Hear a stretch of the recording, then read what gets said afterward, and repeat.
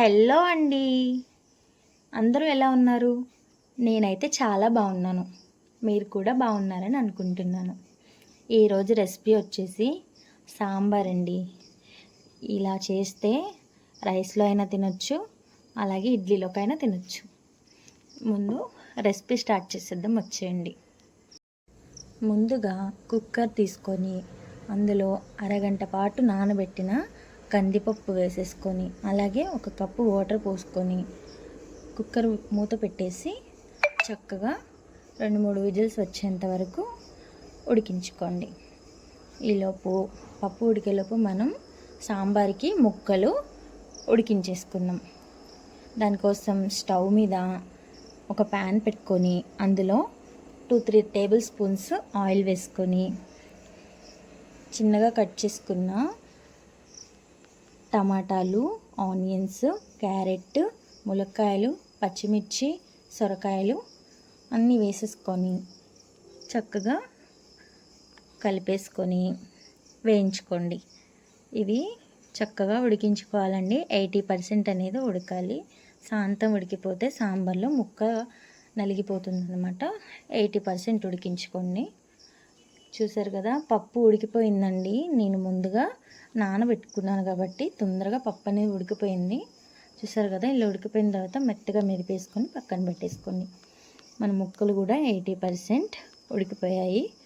ఇప్పుడు ఇందులో మధ్యలో కొంచెం స్పేస్ ఇచ్చి అందులో 1/2 టీ స్పూన్ మెంతులు, అలాగే 1/2 టీ స్పూన్ ఆవాలు, 2 చిటికెళ్ళ ఇంగువ, అలాగే 2 రెబ్బల కరివేపాకు వేసుకొని దోరగా వేయించుకోండి.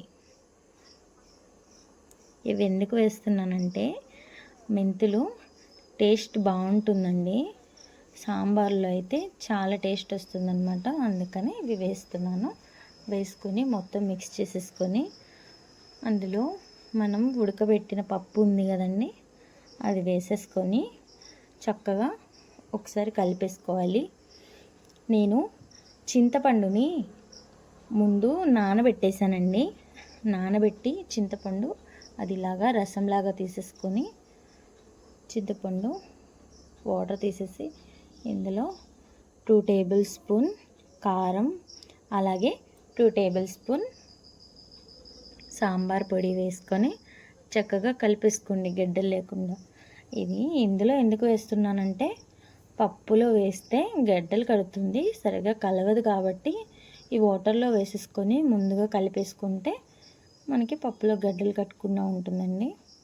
ఇలా చక్కగా మిక్స్ చేసేసుకొని పప్పులో ఈ చింతపండు రసం అనేది వేసేసుకోవాలి.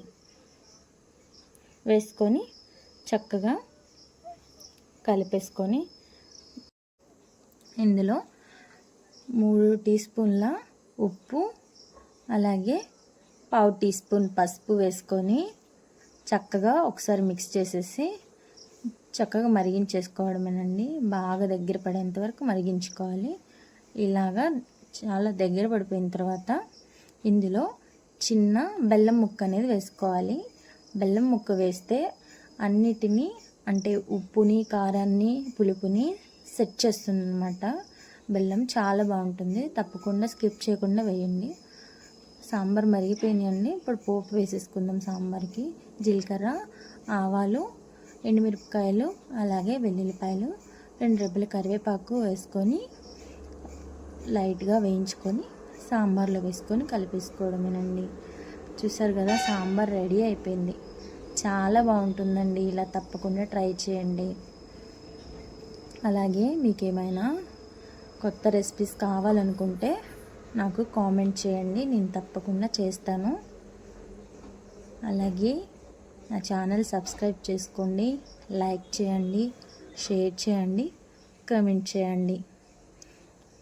ప్లీజ్ నా ఛానల్ సబ్స్క్రైబ్ చేసుకోండి. సబ్స్క్రైబ్ చేసుకోకుండా చాలామంది చూస్తున్నారు, కానీ సబ్స్క్రైబ్ చేసుకోవట్లేదు. మీరు సబ్స్క్రైబ్ చేసుకుంటే నాకు కొంచెం సపోర్ట్గా ఉంటుంది.